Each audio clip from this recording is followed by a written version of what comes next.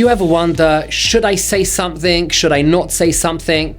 Sometimes by saying something, you can change the course of history. Joseph found himself dumped in prison with all of the criminals of the entire land of Egypt. He saw the butler and the baker, and one morning he said to them, "Why do you look so down? Is something troubling you?" And they said to him, "Actually, yes, we had these really strange dreams and we don't know what to make of them." And of course, Joseph interpreted their dreams, and the rest is history, and he managed to be elevated to be the second in command, and he managed to save his whole family, and in fact the entire nation of Egypt, from starving in the famine. In 1939, my grandfather, Tugendhaft, managed to escape Nazi Germany. He was desperate to bring his wife and family to English shores, but the trouble is that he only had £200 in the bank.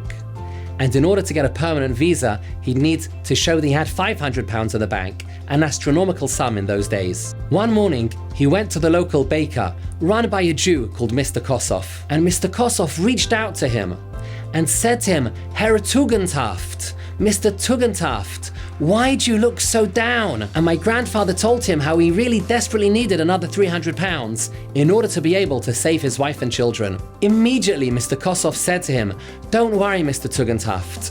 Let me lend you the money, interest-free, for as long as you need in order to bring over your family." My grandfather couldn't believe it. He was so grateful to Mr. Kossoff for the rest of his life.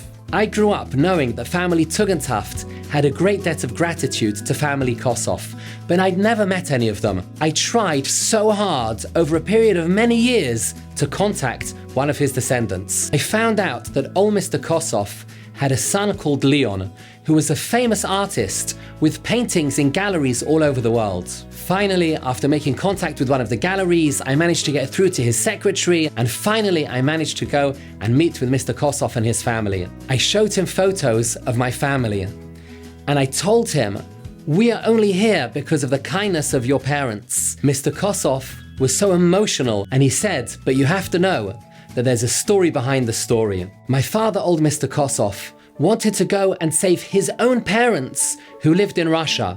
And he tried so hard to get to them in the 1920s. But he got as far as Romania, and then he was put in prison because he did not have the right papers. There was a Jewish couple who happened to be in the area, and they found out that there was a Jew who was in the prison. They wanted to help. They brought him a heavy coat because it was deep winter. They managed to get him transferred from the prison to house arrest. They managed to bribe the guards, and they managed to get him released. He made up his mind at that point. If I ever have the opportunity to help another person, I'm going to do my utmost, just like these people helped me.